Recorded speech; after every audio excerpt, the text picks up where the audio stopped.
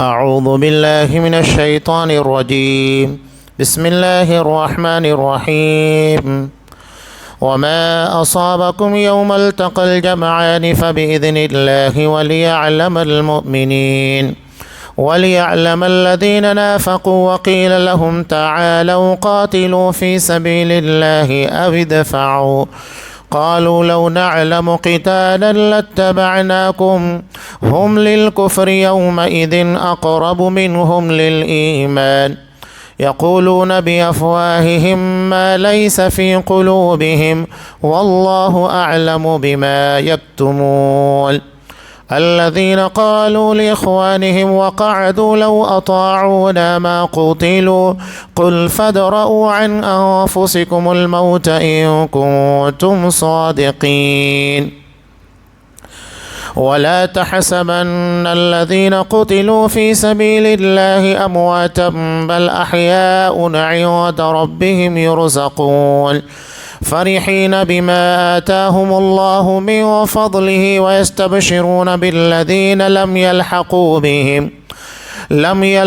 بهم من خلفهم ألا خوف عليهم ولا هم يحزنون يستبشرون بنعمة من الله وفضل وأن الله لا يضيع أجر المؤمنين الذين استجابوا لله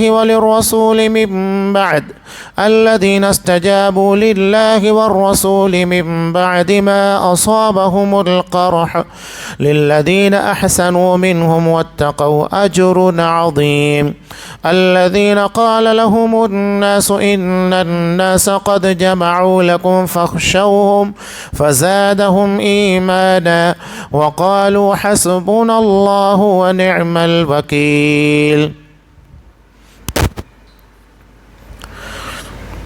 تمہیں جو کچھ اس دن پہنچا جس دن دو جماعتوں میں مدبھیڑ ہوئی تھی وہ سب اللہ کے حکم سے تھا، اس لیے تاکہ اللہ تعالیٰ ایمان والوں کو ظاہری طور پر جان لے اور منافقین کو بھی معلوم کر لے، جن سے کہا گیا کہ آؤ اللہ کی راہ میں جہاد کرو یا کافروں کو ہٹاؤ، تو وہ کہنے لگے کہ اگر ہم لڑائی جانتے ہوتے تو ضرور ساتھ دیتے۔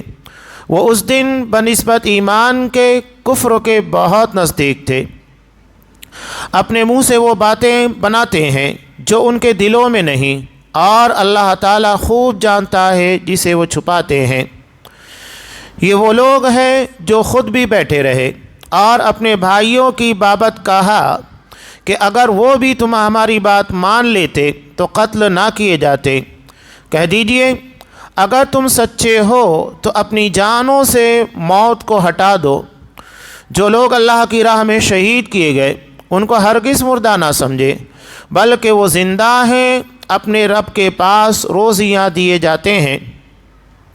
اللہ تعالیٰ نے فضل جو انہیں دے رکھا ہے ان سے وہ بہت خوش ہیں، اور خوشیاں منا رہے ہیں ان لوگوں کی بابت جو اب تک ان کو نہیں ملے، ان کے پیچھے ہیں، اس پر انہیں نہ کوئی خوف ہے اور نہ وہ غمگین ہوں گے۔ وہ خوش ہوتے ہیں کہ اللہ کی نعمت اور فضل سے، اور اس سے بھی کہ اللہ تعالیٰ ایمان والوں کے اجر کو برباد نہیں کرتا۔ جن لوگوں نے اللہ اور رسول کے حکم کو قبول کیا اس کے بعد کہ انہیں پوری زخم لگ چکے تھے، ان میں سے جنہوں نے نیکی کی اور پرہیزگاری برتی ان کے لیے بہت زیادہ اجر ہے۔ وہ لوگ جب ان سے لوگوں نے کہا کہ کافروں نے تمہارے مقابلے میں لشکر جمع کر لیے ہیں، تم ان سے خوف کھاؤ، تو اس بات نے انہیں ایمان میں اور بڑھا دیا، اور کہنے لگے ہمیں اللہ کافی ہے اور وہ بہت اچھا کارساز ہے۔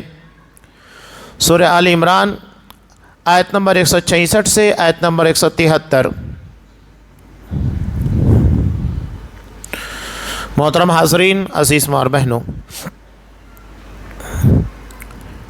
اس سے قبل آیت میں اللہ تبارک و تعالیٰ نے جو بات ارشاد فرمائی، اولما اصابتکم مصیبہ، تمہیں ایک ایسی تکلیف پہنچی کہ اس جیسی دو چند، یعنی اس کے بالمقابل دگنا ان لوگوں کو پہنچ چکی ہے جو تمہارے دشمن تھے۔ جنگ بدر میں جیسا کہ تفصیل کے ساتھ پیچھے بیان کیا گیا، جنگ بدر میں 70 مشرکین مارے گئے اور 70 قیدی بنائے گئے، یعنی مسلمانوں کے مقابلے میں ان لوگوں کو دگنا تکلیف پہنچی، جبکہ جنگ احد میں کسی ایک مسلمان کو قیدی نہیں بنایا گیا، شہید ہوئے سچ ہے لیکن کسی مسلمان کو قیدی نہیں بنایا گیا، تو یہ مسلمانوں کے لیے فائدے کی بات تھی۔ تو سوال یہ ہوتا ہے قلت من ھذا، یہ ساری مصیبت، یہ ساری پریشانی کیوں کر پیدا ہوئی، کہاں سے آئی؟ قل هو من عند انفسکم، اللہ کہہ رہا ہے کہ یہ تمہارے اپنی طرف سے، تمہاری اپنی غلطی اور خطا کی بنیاد کے پر بھی، ورنہ اگر اللہ کے کہے کے مطابق، نبی کے فرمان کے مطابق کام کرو گے نقصان کبھی نہیں ہوگا۔ نقصان اسی وقت ہوتا ہے جب اللہ کے حکم کی مخالفت اور نبی کی سنت کو پامال کیا جاتا ہے۔ جنگ احد کے تناظر میں بار بار کہتا ہوں کہ اللہ تبارک و تعالیٰ نے صحابہ کی ایک غلطی کی بنیاد پر، تیر اندازوں نے جو مقام چھوڑ دیا تھا، جیتی ہوئی جنگ ہاتھوں سے نکل گئی، 70 اصحاب کرام شہید ہوئے، تو سوچئے ایک حکم کی مخالفت کا نتیجہ یہ ہے۔ تو ہم زندگی کے اندر نبی کی کتنی مخالفت کرتے ہیں؟ نماز دیکھے اس کے اندر مخالفت ہو رہی ہے، پہلی بات تو نماز پڑھتے نہیں، اور اگر نماز پڑھ رہے تو اس کے اندر مخالفتیں ہوتی ہیں، روزہ اس کے اندر مخالفتیں ہوتی ہیں، حج اس کے اندر مخالفت ہے، یعنی عبادات کے اندر مخالفت، اور عام معاملات کے اندر بدعات، خرافات، ان تمام چیزوں کے ذریعے ہم نے نبی کی مخالفت کا ایک بہت بڑا حصہ مقرر کر دیا ہے۔ اس کے بعد اگر اللہ ہمیں چھوٹ دے رہا ہے، مہلت دے رہا ہے، ویسا عذاب ہمارے پر مسلط نہیں ہو رہا ہے جیسا کہ منکرین کے پر مسلط ہو چکا ہے، تو یہ محض اس کا فضل و کرم ہے، یہ ڈھیل ہے، اس کا ناجائز فائدہ نہیں اٹھانا چاہیے ورنہ بہت بڑا نقصان اٹھانا پڑے گا۔ تو یہ ایک بات تھی، قرآن نے کہا من عند انفسکم، یہ تمہاری اپنی خطا کا نتیجہ ہے، ان اللہ علی کل شیء قدیر، اللہ ہر چیز کے پر قدرت رکھتا ہے۔ اب آگے اسی چیز کو کنٹینیو رکھا گیا ہے، اللہ نے ارشاد فرمایا وما اصابکم یوم التقى الجمعان، جو کچھ تمہیں اس دن پہنچا جس دن دو جماعتوں کی مدبھیڑ ہوئی تھی، فبإذن اللہ، یہ سب اللہ کے حکم سے تھا۔ کائنات کے اندر کوئی چیز اللہ کے حکم، اللہ کی مشیت کے بغیر نہیں ہوتی ہے۔ اگر کوئی شخص یہ کہتا ہے یا سوچتا ہے کہ کوئی بھی ایک عمل اللہ کے حکم یا اس کی مشیت، اس کی اجازت کے بغیر ہوا ہے، تو نعوذ باللہ اس کا عقیدہ بگڑا ہوا ہے، وہ اللہ کے علاوہ کسی اور کو قادر مانتا ہے کہ کوئی اور قدرت رکھنے والا، اختیار رکھنے والا ہے جس نے اللہ کی مرضی کے بغیر یہ کام کیا ہے۔ نہیں، ہر چیز اللہ کے مرضی، اللہ کے اجازت سے ہوتی ہے۔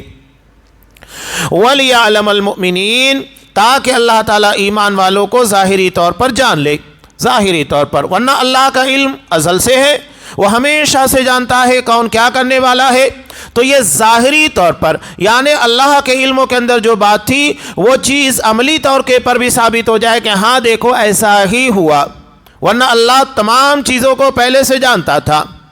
تقدیر، اب یہاں بعض لوگ یہ کہتے ہیں تقدیر کے پر ایمان کا مطلب کیا ہے؟ تقدیر کے پر ایمان کا مطلب یہ نہیں ہے کہ آپ اپنے گناہ، اپنی غلطیوں کو اللہ کے سر موڑ دیں، نعوذ باللہ، نہیں۔ اللہ اگر علم کی بنیاد کے پر جانتا ہے، علیم ہونے کی بنیاد پر تمام چیزوں کا علم رکھتا ہے، اس کا مطلب یہ نہیں کہ اللہ نے آپ کو اجازت دی ہے۔ دنیا میں جتنے گناہ، جتنے شر، جتنے فتنے ہیں، سب چیزوں کے بارے میں اللہ جانتا ہے، تو کیا اللہ کے جاننے کا مطلب یہ ہو گیا کہ اللہ نے اجازت دی ہے؟ نہیں، اللہ جانتا ہے لیکن اجازت نہیں دی ہے، دونوں کے درمیان بہت بڑا فرق ہے۔ ایک مثال شیخ عبد الرحمن کیلانی رحم اللہ نے بہت پیاری بیان کی تھی کہ تقدیر کو اگر سمجھنا ہے تو اس کے لیے ایک مثال دی۔ انہوں نے ایک واقعے کا تذکرہ کرتے ہوئے بیان فرمایا کہ ایک بادشاہ اپنے دربار میں رہنے والے ایک نجومی کے پر بڑا غصہ تھا اور اسے سزا دینا چاہتا تھا۔ یہ بات تو اپنی جگہ پر واضح ہے کہ شرعی اعتبار سے علم نجوم اپنی جگہ پر بے معنی، بے حیثیت اور کفر ہے، وہ چیز ہمیں نہیں کرنا ہے، یہ صرف تمثیل کے طور پر ایک چیز ہے، وہ بیان کر رہے ہیں۔ اب بادشاہ کو اس کو سزا دینی تھی۔ اب یہ بات وہ نجومی اچھے طریقے سے جانتا تھا، میں کچھ بھی کروں گا بادشاہ مجھے سزا دے کر رہے گا۔ اب اس کے سامنے بادشاہ نے ایک سوال رکھا، یہ بتاؤ میں ایک روم کے اندر داخل ہونے والا ہوں، تم اپنے علم کی بنیاد کے پر بتاؤ میں اس کے کس دروازے سے باہر نکلوں گا، سامنے والے، پیچھے والے، دائیں بائیں، کدھر سے نکلوں گا؟ یہ اس کا سوال تھا۔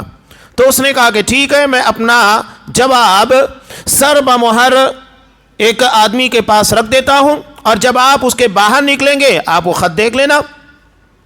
تو بادشاہ کو چونکہ سزا دینی تھی، اسے مارنا ہی تھا، چنانچہ بادشاہ نے کہا کہ مجھے کسی دروازے سے نہیں بلکہ چھت پھاڑ کر باہر نکالنا۔ اور جب بادشاہ اسی انداز میں باہر نکلا تو اس کے بعد جب سر بمہر اس کے فیصلے کو دیکھا گیا تو اس کے اندر لکھا ہوا تھا کہ بادشاہ سلامت کسی دروازے سے نہیں بلکہ چھت پھاڑ کر باہر نکلنے والے ہیں، تو حیران ہو گیا۔ اب یہاں پر وہ مثال بیان کر کے شیخ عبد الرحمن کیلانی یہ بتانا چاہتے ہیں کہ بادشاہ نے جو کام کیا اس نے اپنی مرضی اپنے اختیار سے کیا، اس کے لیے اس نجومی نے اسے مجبور نہیں کیا تھا، اپنے اختیار اپنی مرضی سے سارا کام کیا، اور نجومی جو علم رکھتا تھا، جو جانتا تھا، اس نے اپنے اندازے کے مطابق کہا کہ چونکہ بادشاہ کو سزا دینا ہی ہے، اب وہ کیا کرے گا؟ یقینی بات ہے کہ زمین کے اندر تو جائے گا نہیں، دروازے سے باہر نہیں نکلے گا، چھت پھاڑ کر ہی نکلے گا۔ اس لیے اس نے اپنے اندازے کے مطابق وہ بات لکھ دی جو اپنی جگہ پر صحیح ثابت ہو گئی۔ تو یہ تو خیر ایک اندازہ ہوتا ہے، اللہ کا علم کامل ہے، اللہ تمام چیزوں کے بارے میں علم رکھتا ہے، لیکن اس کا مطلب یہ نہیں کہ اللہ نے مجبور کیا ہے۔ جو لوگ یہ سمجھتے ہیں تقدیر کے اندر تھا میں نے کر دیا، تو کیا اس کا مطلب یہ ہے کہ تقدیر میں لکھے ہونے کی بنیاد پر اللہ نے تم کو مجبور کیا تھا کہ یہ کام کرو؟ نہیں۔ جیسا کہ ایک چور کو جب پکڑا گیا، حضرت عمر فاروق رضی اللہ تعالیٰ عنہ نے اسے سزا دینے کے لیے، ہاتھ کاٹنے کے لیے کہا، تو اس نے کہا کہ امیر المؤمنین دراصل یہ چوری کرنا میری تقدیر کے اندر لکھا ہوا تھا، یعنی وہ تقدیر کو بچاؤ ڈھال بنا رہا تھا۔ تو حضرت عمر فاروق رضی اللہ تعالیٰ عنہ نے کہا کہ ہاں، جس طرح تقدیر کے اندر چوری کرنا لکھا تھا اسی طرح تیرا ہاتھ کاٹنا بھی لکھا ہوا ہے، ہاتھ کاٹ دیا۔ تو جو اس طرح اپنی غلطیوں کے لیے تقدیر کو مورد الزام ٹھہراتے ہیں یہ غلط ہے۔ انسان جو کچھ بھی کرتا ہے اپنی مرضی اپنے اختیار سے کرتا ہے، اور ہر جگہ اس کا ارادہ شامل ہوتا ہے، اللہ اس کو مجبور نہیں کرتا ہے کہ نہیں یہ کام تجھے کرنا ہے، یہ گناہ کرنا ہے، اس کے بعد میں سزا دوں گا۔ اگر اللہ ہمیں مجبور کر کے گناہ کرا رہا ہے تو سزا دینے کا تو کوئی رائٹ ہی نہیں بنتا ہے نا، اس لیے کہ ہم کو مجبور کر کے وہ کام کرایا گیا۔ اور جو کام جبر کی بنیاد پر کرایا جاتا ہے تو اللہ کے یہاں ناقابل مواخذہ ہے، اس کے بارے میں کوئی گرفت نہیں ہے۔ تو اللہ نے کہا یہ اللہ جان لے ظاہری طور کے پر۔ اب یہاں جنگ احد کے دن ایک مسئلہ پیش آیا تھا جو پہلے بیان کیا گیا کہ عین موقع کے پر عبداللہ بن ابی جو منافقوں کا سردار تھا 300 افراد کو لے کر مقام شوط سے علیحدہ ہو گیا۔ وہاں پر حضرت جابر بن عبداللہ رضی اللہ تعالیٰ عنہ کے والد حضرت عبداللہ بن حرام رضی اللہ تعالیٰ عنہ، حضرت عبداللہ بن عمرو رضی اللہ تعالیٰ عنہ، انہوں نے منافقین کو ان کا فرض یاد دلانا چاہا اور کہا اللہ کی راہ میں لڑو یا دفاع کرو، لڑو یا دفاع کرو۔ ٹھیک ہے، اگر تمہیں اپنی جان نہیں گنوانا ہے تو دفاع کرو، اور اگر تمہیں جان بھی جوخم پر لگانا ہے لڑو یا دفاع کرو۔ دفاع ہمارے ساتھ رہو تاکہ ہماری تعداد زیادہ نظر آئے، ہمارے افراد زیادہ نظر آئے۔ مگر انہوں نے جواب میں کہا اگر ہم جانتے کہ واقعی جہاد ہے تو ہم ضرور تمہارے ساتھ شامل ہوتے۔ یہ کہتے تھے منافقین کہ یہ خودکشی کے مترادف ہے۔ پہلے سے پتہ ہے مشرکین کی تعداد 3000 ہے، اس کے مقابلے میں ہماری تعداد انتہائی کم ہے، 700 ہے، 1000 تھی جس میں سے 300 منافقین الگ ہو گئے، اب یہ 700 بچے، یعنی دشمن ہمارے مقابلے میں 4 گنا سے زیادہ ہو گئے۔ اب ایسی صورت میں لازم تھا کہ ہم ہاریں گے، ہماری شکست ہوگی، یہ ظاہری طور پر تھا، اور منافق ظاہر کو ہی دیکھتا ہے، اللہ پر اس کا ایمان نہیں ہوتا۔ تو وہی بات یہاں پر وہ کہہ رہے تھے منافقین، یہ دراصل خودکشی کے مترادف ہے۔ پتہ ہے کہ دشمنوں کی تعداد اتنی زیادہ ہے، اس کے بعد کیوں جا کر ان لوگوں سے لڑنا، بہتر یہ کہ لڑائی ہی نہ کرو۔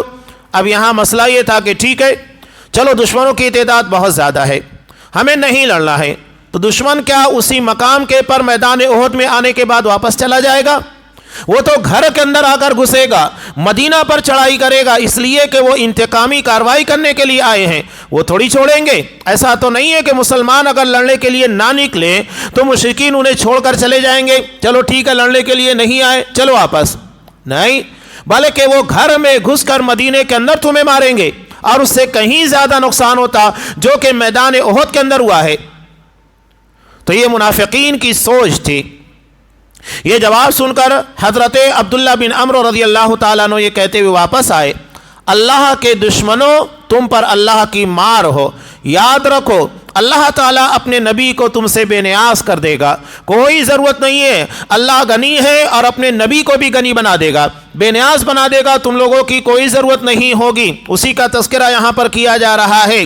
وَلِيَعْلَمَ الَّذِينَ نَافَقُوا، اور منافقوں کو بھی معلوم کر لے، وَقِيلَ لَهُمْ تَعَالَوْا قَاتِلُوا فِي سَبِيلِ اللَّهِ أَوِ ادْفَعُوا، جن لوگوں کو کہا جا رہا تھا آؤ اللہ کی راہ میں لڑو یا دفاع کرو، تو ان لوگوں نے کیا کہا، لَوْ نَعْلَمُ قِتَالًا، اگر ہمیں پتا ہوتا کہ یہ قتال ہے، جہاد ہے، لَاتَّبَعْنَاكُمْ، تو یقیناً ہم تمہارا ساتھ دیتے، تمہاری پیروی کرتے، تمہیں فالو کرتے۔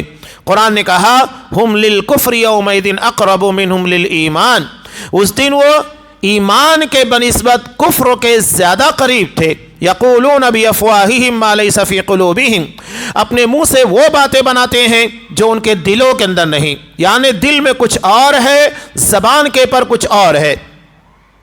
ہمارے ہاں جیسا کہ کہا جاتا ہے درد کہیں اور ہو رہا ہے، بتا کچھ اور رہے ہیں، یعنی مسئلہ کچھ اور ہے، زبان سے کچھ اور ظاہر کیا جا رہا ہے۔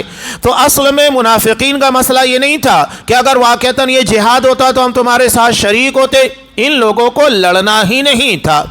جنہیں کام کرنا ہوتا ہے وہ کبھی بہانے بازی نہیں کرتے، وہ ہمیشہ ساتھ دیتے ہیں، اور جن لوگوں کو لڑنا نہیں ہوتا ہے، ساتھ نہیں دینا ہوتا ہے، ان لوگوں کے پاس بہت سارے بہانے، اعتراضات، نکتہ چینیاں ہوتی ہیں۔ کام کرنے والوں کے لیے ساری چیزیں بے معنی بے حیثیت ہوتی ہے۔ اصحاب اکرام کی پوری زندگی اٹھا کر دیکھے، اللہ کے رسول یا صحابہ کے کتنے اعمال کے پر ان لوگوں نے تنقید کی؟ نہیں، لیکن منافقین نے ساری زندگی تنقیدیں ہی کی۔ حضرت عثمان غنی رضی اللہ تعالیٰ جنگ تبوک کے موقع پر کتنا مال اللہ کی راہ میں خرچ کیا، 700 اونٹ، 100 گھوڑے، اتنی بڑی تعداد کے اندر کروڑوں کا مال۔ اسی طرح حضرت عبد الرحمن ابن عوف رضی اللہ تعالیٰ عنہ بہت مالدار صحابی تھے، ڈھیر سارا مال نبی کی خدمت میں لا کر پیش کر دیا۔ اب منافقین کیا کہنے لگے، ارے دیکھو ریاکاری کر رہے، مال اللہ نے دیا تو لوگوں کو بتانا چاہتے دیکھو ہم کتنا مال خرچ کرتے ہیں، اس پر اعتراض۔ اب ایک صحابی کو کچھ نہیں بن سکا، مزدور آدمی تھے، رات بھر ایک یہودی کے کھیت میں سینچائی کی، اس کے باغ کو سیراب کیا، اس کے معاوضے کے طور پر، مزدوری کے طور پر 1 سا کھجور ملی، تقریباً 3 کلو، تو آدھا انہوں نے اپنے پاس رکھا، یعنی تقریباً 1.5 کلو کھجور انہوں نے اپنے گھر میں اپنے بال بچوں کے لیے رکھی، اور آدھی یعنی قریب 1.5 کلو کھجور لا کر نبی کریم صلی اللہ علیہ وسلم کی خدمت میں پیش کر دیا۔ منافقین کہنے لگے ارے یہ اتنی سی کھجور سے کیا ہوگا، اتنا بڑا لشکر ہے، ہزاروں کی تعداد ہے، مہینوں کا سفر ہے، یہ 1.5 کلو کھجور کیا کام آئے گی؟ ہر چیز کے پر اعتراض، نکتہ چینی کرنا، یہ منافقین کا شیوا رہا ہے۔ اب یہاں ایک بڑا فرق یاد رکھیے گا، اس کے یہاں پر جو اللہ نے ارشاد فرمایا جنگ بدر اور جنگ احد، دونوں کے درمیان ایک بڑا فرق کیا تھا آپ کو پتا ہے؟ جنگ بدر میں کوئی منافق شامل نہیں تھا، صرف مومنین تھے، اصحاب کرام کی جماعت، اس میں کوئی منافق نہیں تھا۔ یہی وجہ تھی کہ اہل ایمان انتہائی بے جگری کے ساتھ لڑے اور اللہ نے ان کو فتح عطا کی۔ لیکن جنگ احد کا جو معاملہ ہے اس میں شروع سے منافق شامل تھے اور اخیر مرحلے تک شامل تھے۔ یہی وجہ ہے کہ جنگ احد کے اندر مسائل بہت پیدا ہوئے، جبکہ جنگ بدر کے اندر مسائل نہیں پیدا ہوئے، یعنی مسائل پیدا کرنے والے منافقین ہوتے ہیں، نکتہ چینی کرنے والے، اعتراض کرنے والے، کام کرنے والے نہیں، بلکہ صرف مسلمانوں کے معاملات کو، امور کو کس طرح سے بھنگ کرنا ہے اس کے پر ان لوگوں کی نظر ہوتی ہے۔ کام کو کیسے آگے بڑھانا ہے اس کے لیے نہیں، بلکہ کام کو کیسے روکنا ہے اس پر ان لوگوں کی نظر ہوتی ہے۔ آج بھی اگر ہمارے درمیان ایسے لوگ ہیں تو سمجھ جائیے کہ وہ منافقانہ کردار ادا کر رہا ہے یا تو پھر اہل ایمان والا مومنانہ۔ ہمیں اپنے کردار، اپنے اعمال کا جائزہ لینا چاہیے۔ قرآن نے یہاں پر کردار کو پیش کیا، ان کرداروں کی روشنی میں اپنے آپ کا جائزہ لو، ہم کون سا کردار ادا کر رہے ہیں، مومنانہ یا منافقانہ؟ یہ ہمیں بہت توجہ دینے کی ضرورت ہے۔ جنگ احد خاص طور سے انہی مسائل کو اجاگر کرنے کے لیے ہے۔ اب یہاں پر ان لوگوں نے اپنی سوچی سمجھی سازش کے تحت مسلمانوں کو نقصان پہنچانے کی کوشش کی، اپنی تعداد لے کر الگ ہو گئے، بلکہ یہاں تک کہ کہا الذین قالوا لاخوانہم، کہ مومنوں کو کہہ رہے تھے وقعدوا لو اطاعونا ما قتلوا، ہمارے ساتھ بیٹھے رہو، لو اطاعونا، اگر تم نے ہماری بات مان لی ہوتی تو پھر تم قتل نہیں کیے جاتے، شہید نہیں کیے جاتے۔ تو قرآن نے کہا قل فادرؤا عن انفسکم الموت، تو ٹھیک ہے اگر ایسی بات ہے تم سچے ہو تو اپنی جان سے موت کو ہٹا کر دکھا دو، تمہارے اندر اتنی طاقت ہے کہ تمہارے پر جو موت آنے والی ہے اسے ٹال دو۔ موت تو ہر کسی کو آنی ہے، چاہے بچپن ہو، جوانی ہو، بڑھاپے میں تو معاملہ ختم ہی ہو جاتا ہے، لیکن موت کوئی ٹال نہیں سکتا۔ تقدیر میں جس کی موت جس وقت لکھی ہوئی ہے وہ یقیناً اسی وقت مرنے والا ہے۔ اب یہاں جنگ احد میں ہوا کیا کہ احد کے اندر مسلمان منافقین کی ان سازشوں کی بنیاد کے پر کافی نقصان کا شکار بھی ہوئے، اور اسی میں یہ ہو گیا کہ حضرت جابر بن عبداللہ رضی اللہ تعالیٰ عنہ کے والد عبداللہ بن حرام رضی اللہ تعالیٰ عنہ، ان کے تعلق سے ایک مسئلہ یہ ہوا کہ اپنے ہی کسی ساتھی کے تلوار کا وار لگا اور وہ شہید ہو گئے۔ یہ بڑا عجیب معاملہ تھا۔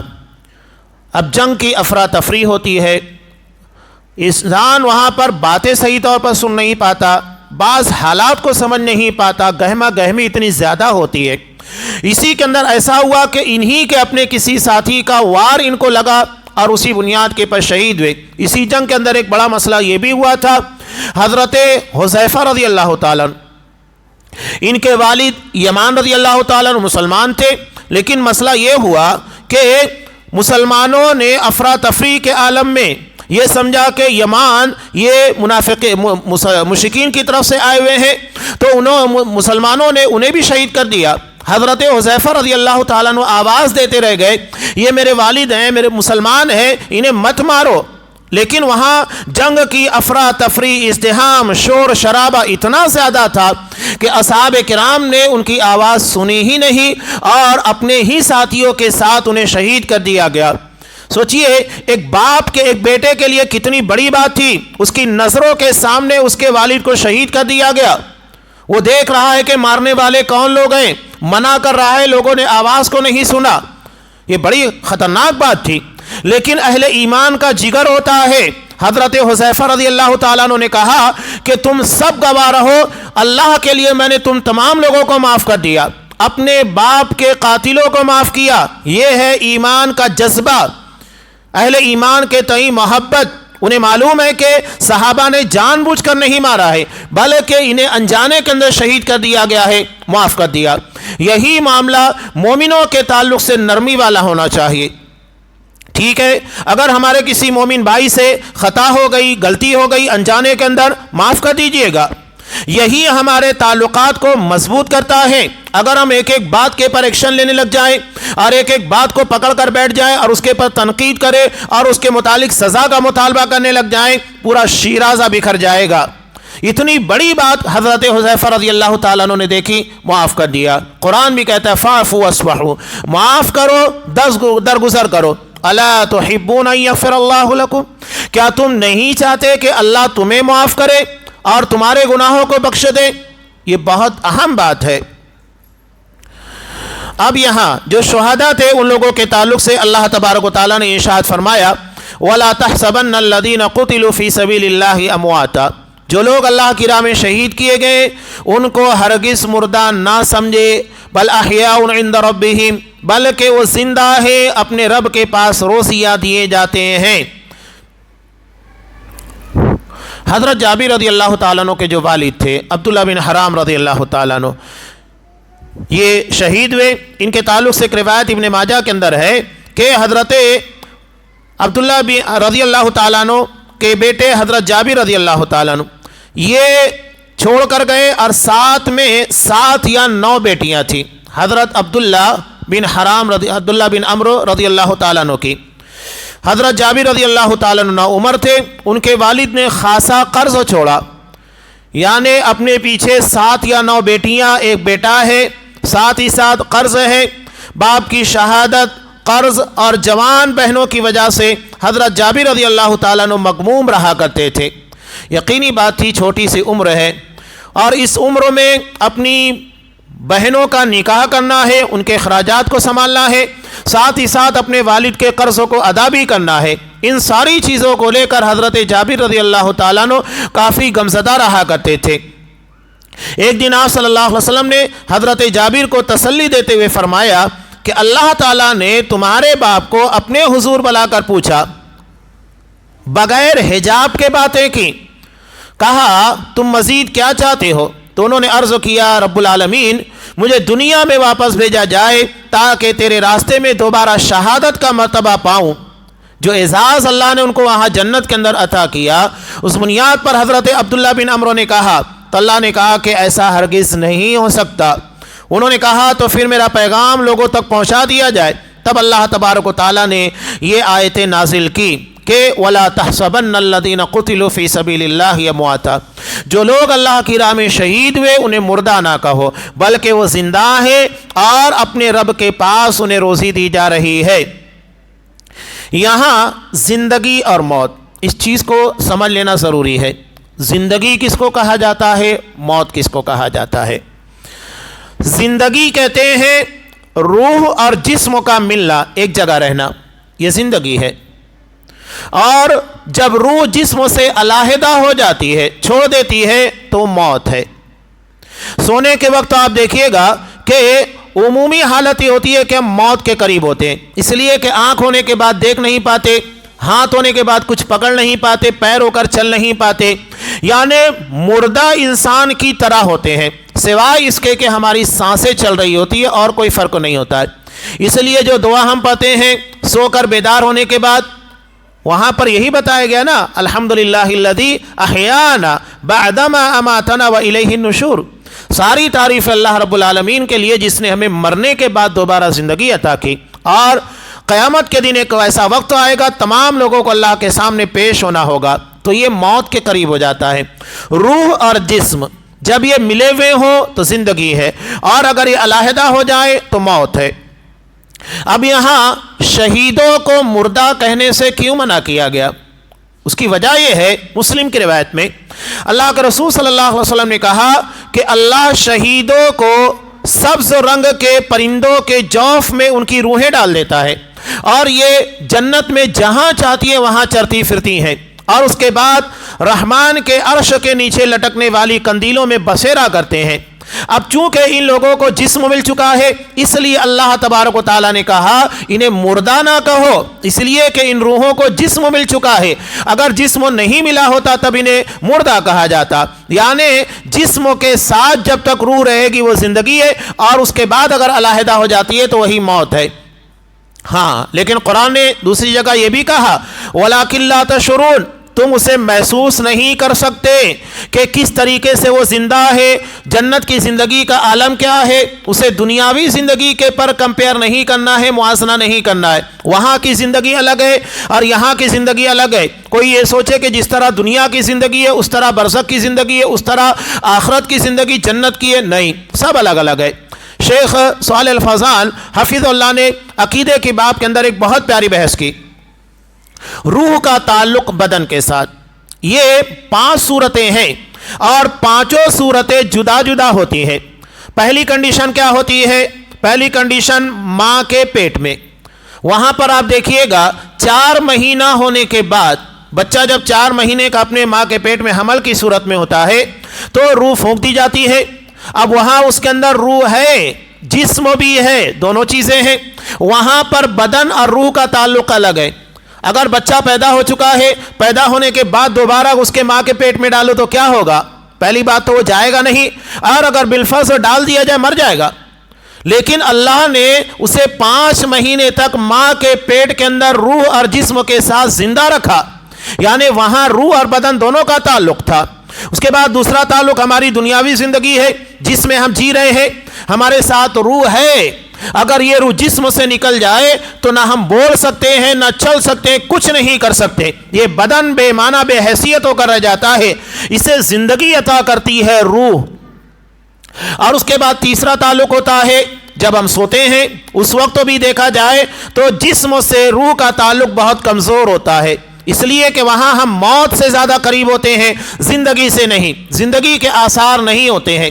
اسی وجہ سے نیند کو موت کی بہن کہا گیا ہے، اس لیے کہ موت اور نیند کے درمیان کافی مماثلت ہوتی ہے سوائے سانس کے چلنے کے۔ اور چوتھا ہوتا ہے برزخی زندگی میں، اس لیے کہ جب مردے کو دفن کیا جاتا ہے، منکر نکیر آتے ہیں تو جسم میں روح کو لوٹایا جاتا ہے، اور اس کے بعد یہ منکر نکیر کے سوالوں کا جواب دیتا ہے، اور اس کے بعد روح کو جنت میں علیین کے ساتھ، یا تو پھر علیین میں، یا تو اگر بدبخت ہوتا ہے تو سجین میں ڈال دیا جاتا ہے، روح اور جسم علیحدہ ہو جاتے ہیں۔ اور پانچواں جو کہ قیامت کے دن ہوگا آخرت میں، اور یہ روح اور جسم کا سب سے گہرا تعلق ہوگا، اس لیے کہ روح اس کے بعد کبھی جسم سے علیحدہ نہیں ہوگی، ہمیشہ کے لیے ڈال دی جائے گی، اور وہ جسم دنیاوی جسم کی طرح نہیں ہوگا۔ جو جسم ہمیں دنیا میں عطا کیا گیا ہے یہ بچپن کا، جوانی کا، بڑھاپے کا شکار ہوتا ہے، بیماریاں آتی ہیں، یہ جسم وہ نہیں ہے جو انشاءاللہ ہم کو جنت کے اندر عطا کیا جائے گا، وہ ہمیشہ کے لیے ہوگا، اور یہ قد کاٹی نہیں ہوگی، بلکہ بخاری کی روایت میں ہے کہ تمام اہل جنت اعلیٰ صورت آدم، حضرت آدم علیہ السلام کی صورت پر ہوں گے، یعنی 60 ذراع، 60 ذراع، عربی زبان کے اندر ذراع کہتے ہیں انگلی کی پور سے کوہنی تک کا، یہ قریب 1.5 فٹ کا حصہ ہوتا ہے۔ 60 ذراع 60 فٹ یعنی 60 ذراع یعنی 90 فٹ، اتنی لمبائی کے پر سارے اہل جنت ہوں گے، اللہ تعالیٰ انہی کے پر اس کو رکھنے والا ہے۔ تو وہ جسم جو ہوگا وہ دنیاوی جسم نہیں ہوگا، وہاں روح ہمیشہ جسموں کے ساتھ رہے گی، کبھی علیحدہ ہونے والی نہیں، اس لیے کہ جنت کے اندر نیند بھی نہیں آئے گی، آرام کرنے کی کوئی ضرورت نہیں، موت کو ذبح کر دیا جائے گا، موت بھی نہیں آئے گی، نیند بھی نہیں آئے گی، آرام کرنے کی وہ ضرورت، وہ حاجت جو دنیا کے جسموں کے اندر ہوتی ہے وہ آخرت کے جسموں کے اندر نہیں ہوگی، ان تمام چیزوں سے پاک و صاف جسم ہوگا۔ تو یہ بات سمجھ میں آ گئی؟ اللہ نے آخر یہ کیوں کہا کہ جو شہداء ہیں انہیں مردہ نہ کہا جائے؟ اسی بنیاد پر کہ ان کے روح کو جسم عطا کر دیا جاتا ہے۔ آگے اللہ نے کہا فرحین بما آتاہم اللہ من فضل، کہ اللہ نے انہیں جو کچھ عطا کیا ہے اس میں خوش ہیں۔ وَيَسْتَبْشِرُونَ بِالَّذِينَ لَمْ يَلْحَقُوا بِهِمْ، اور جو لوگ دنیا میں ہیں ان سے ملاقات نہیں کر پائے، یعنی ابھی ان کو موت نہیں آئی، شہادت نہیں آئی، انہیں بشارت دیتے ہیں اللہ خوف علیہم ولا هم يحزنون، کہ ان پر انہیں نہ کوئی خوف ہے اور نہ وہ غمگین ہیں، اللہ کی نعمتوں سے لطف اندوز ہو رہے ہیں۔ یہاں آگے جنگ احد کا ایک مسئلہ اور بھی تھا، جب جنگ ختم ہو گئی اس کے بعد الذین استجابوا للہ والرسول من بعد ما اصابهم القرح، کہ جن لوگوں نے اللہ اور رسول کے حکموں کو قبول کیا اس کے بعد کہ انہیں پورے زخم لگ چکے تھے، صحابہ دن بھر کے لڑے ہوئے تھے، تھکے ہوئے، اور جنگ یہ جس دماغ ہر چیز کے پر حاوی ہوتی ہے، اور دن بھر کی لڑائی کے بعد سوچئے جہاں ہر لمحہ موت اور زندگی کے درمیان کی کشمکش تھی، لڑنے کے بعد پھر رات کے وقت جو شہداء تھے ان لوگوں کے لیے قبر کھودی گئی، 70 اصحاب کرام کو دفن کیا گیا، اس کا رنج و ملال ہے، اور اسی عالم میں خبر آتی ہے کہ مشرکین پلٹ کر مسلمانوں پر حملہ کرنا چاہتے ہیں۔ کتنی سخت اندوہناک خبر تھی۔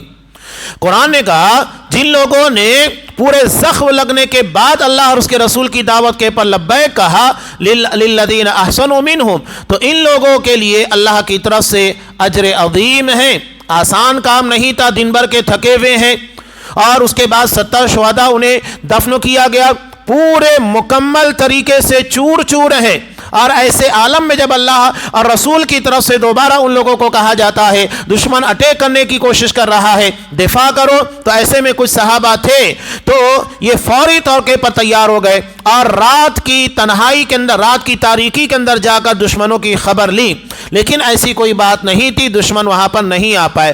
لیکن اس وقت تیار ہو جانا، دشمن کی لڑائی کے لیے جانا، دیکھ ریکھ کے لیے جانا، یہ خود اپنی جگہ کے پر بہت بڑی قربانی، بہت جذبے کی بات تھی۔ یہ تو عملی تھا، ساتھ ہی ساتھ عقیدے کو بھی یہاں پر بیان کیا گیا۔ الذین قال لهم الناس، وہ لوگ جب ان سے لوگوں نے کہا کہ کافروں نے تمہارے مقابلے میں لشکر جمع کر لیے، یہ رات کے وقتوں کا معاملہ تھا، تو فخشوہم، ڈر جاؤ، تو اہل ایمان کیا کہنے لگے؟ فزادہم ایمانا۔ یہ حالت اور یہ خبر سننے کے بعد مسلمانوں کے اندر، اہل ایمان کے اندر ایمان کی زیادتی ہو گئی۔ وہ یہ نہیں سوچے کہ اتنا لڑ چکے ہیں، ہمارے 70 صحابہ کو شہید کر دیا گیا، اس کے بعد حملہ ہونے والا ہے، ہم انتہائی قسم و پرسی کے عالم میں ہیں، نہیں، بلکہ اس بات کو سننے کے بعد ان کے ایمان میں اضافہ ہو گیا۔ یہ صحابہ ہیں، قرآن ان کے ایمان کی گواہی دے رہا ہے۔ وقالوا حسبنا اللہ ونعم الوکیل، ان لوگوں نے کہا اللہ ہمیں کافی ہے اور وہ بہترین کارساز ہے۔ یہ ایمان اور عقیدہ ہوتا ہے، یہی چیز، یہی اسپرٹ ہر مومن کے دل کے اندر ہونا چاہیے۔ حالات کتنے بھی مشکل ہو، کتنے بھی پریشان کن ہو، ہمت نہیں ہارنا چاہیے۔ ہمارے ہاں تھوڑے تھوڑے کام کرنے کے بعد لوگ ہمت ہارنے لگتے ہیں۔ شیطان یہی تو چاہتا ہے تاکہ آپ ہمت ہار کر بیٹھ جاؤ اور اسے اپنا کام کرنے کا موقع ملے۔ اگر ہم اپنا کام کرتے رہیں، اللہ کے دین کو لوگوں کے درمیان پھیلاتے رہیں، نیکی کی تعلیم ترغیب دیتے رہیں، برائیوں سے روکتے رہیں، تو شیطان کو اپنا کام کرنے کا موقع نہیں ملے گا نا، رکاوٹ آئے گی۔ وہ چاہتا ہے کہ ہماری ہمتوں کو پست کر دے تاکہ ہم عقیدے کا، منہج کا، دین کا کام نہ کریں، اور اس کے بعد شیطان کو مزید شرانگیزی کرنے کا، فتنہ پھیلانے کا، لوگوں کے درمیان گمراہی پیدا کرنے کا موقع مل سکے۔ شیطان مرتے دم تک باز نہیں آتا، ہم تھوڑا سا کام کرنے کے بعد کیوں باز آ جاتے ہیں؟ صحابہ کی ہمت اور حوصلہ دیکھیے، اتنے مشکل حالات، پریشان کل حالات میں بھی وہ کہہ رہے ہیں اللہ ہمارے لیے کافی اور بہترین کارساز ہے۔ ہمت کبھی نہیں ہارنا چاہیے، نتیجہ اللہ کے حوالے ہے، محنت کرتے جائیے، محنت کا صلہ اور اجر یقیناً ملنے والا ہے، نتیجہ اللہ کے اختیار میں، وہ نتیجہ برآمد کرنے والا ہے۔ ہم کسی کے دل کو ایمان کی طرف نہیں پھیر سکتے، کوشش کر سکتے ہیں، محنت کر سکتے ہیں، دعویٰ نہیں کر سکتے کہ نہیں اس کا دل ہم پھیریں گے، بلکہ دل اللہ پھیرتا ہے۔ اسلام کی طرف ترغیب دینا، نیکی کی توفیق دینا، سب اللہ کے اختیار میں۔ وہی بات تو ہے لا حول ولا قوت الا باللہ، نیکی کی طرف پھیرنے کی طاقت صرف اللہ کے اختیار میں، اور کسی گناہ سے بچنے کی طاقت دینا صرف اللہ کے اختیار میں۔ یہ بندوں کو نہیں دیا گیا ہے، یہ صرف اللہ نے اپنے اختیار میں رکھی ہے۔ ہمارا کام محنت کرنا ہے، تگ و دو کرنا ہے، جستجو کرنا ہے۔ آپ صلی اللہ علیہ وسلم کی زندگی کے حالات کو دیکھیں، مکہ میں 13 سال محنت کرنے کے بعد دن رات محنت کر رہے ہیں۔ ہماری طرح نہیں ہے کہ ہفتے میں خطبہ سن لیا، ایک درس متعین کر لیا یا تھوڑا سا اور کام کر لیا، بس ختم۔ 24 گھنٹے لگے ہوئے ہیں، صرف آرام کر رہے ہیں، اس کے بعد مسلسل لگے ہوئے ہیں۔ رات جہاں موقع ملے وہاں، دن میں جہاں موقع ملے وہاں روزانہ لگے ہوئے ہیں، صحابہ لگے ہوئے ہیں، اور اس کے بعد نتیجے میں کچھ ہی مسلمان ہوتے ہیں سینکڑوں کی تعداد میں، بہت بڑی تعداد نہیں تھی۔ تو کیا اس کا مطلب ہے کہ وہ ناکام ہو گئے؟ نہیں، اللہ ان کے اجر کو ضائع نہیں کرے گا۔ طائف گئے، طائف جانے کے بعد 10 دن تک محنت کی، کتنا مشکل سفر رہا، کسی نے ایمان قبول نہیں کیا، لہو لہان کر دیا گیا۔ آپ صلی اللہ علیہ وسلم نے اپنی زندگی کا سب سے مشکل اور سب سے پریشان کن سفر کرا دیا، جہاں پر اتنی محنت کے نتیجے میں کوئی مسلمان نہیں ہوا، بلکہ آپ کو نفسیاتی اعتبار سے، جسمانی اعتبار سے لہو لہان کر دیا گیا۔ لیکن آپ مایوس نہیں ہوئے، آپ کو اختیار دیا گیا کہ طائف کی بستی کو 2 پہاڑوں کے درمیان رکھ کر پیس دیا جائے۔ اللہ کے رسول نے کہا کہ نہیں، یہ لوگ مجھے نہیں جانتے ہیں، اس بنیاد کے پر جہالت، لا علمی کی وجہ سے انہوں نے یہ کام کیا، اور مجھے امید ہے ان کی آنے والی نسل مسلمان ہوگی۔ تو یہ نبی کریم صلی اللہ علیہ وسلم کی سیرت، قرآن مجید کے اندر بیان کیے گئے واقعات ہمیں ہمت دیتے ہیں، حوصلہ دیتے ہیں۔ ہمت اور حوصلہ کبھی ٹوٹنے نہیں پانا چاہیے۔ یقیناً اللہ اجر دے گا، ہمارے اجروں کے اندر کوئی کمی ہونے والی نہیں ہے انشاءاللہ، لیکن تگ و دو نہیں ترک کرنا ہے۔ شیطان کی کوشش یہی ہوتی ہے کسی بھی طریقے سے ہماری ہمت کو پست کر کے ہمارے کاموں کو، ہمارے کاز کو روک دے۔ یہ ایک بہت بڑے حوصلے کی بات تھی۔ کچھ باتیں مزید اور رہ گئی ہے، انشاءاللہ وہ آئندہ دروس میں آنے والی ہے۔ اللہ تبارک و تعالیٰ سے دعا ہے پروردگار ہمیں ہمت دے، حوصلہ دے، قوت دے، نیتوں کے اندر اخلاص پیدا کرے، جذبوں کو جلا عطا فرمائے۔ دین کے لیے جیسی تگ و دو اصحاب کرام نے کیے، اللہ ہمیں بھی اسی نیت، اسی اخلاص، اسی جذبے کے ساتھ دین کا کام کرنے اور اس میں تگ و دو، محنت اور جستجو کرنے کی توفیق دے، اور ان ساری محنتوں کو قبول فرما۔ آمین۔ وآخر دعوانا ان الحمدللہ رب العالمین۔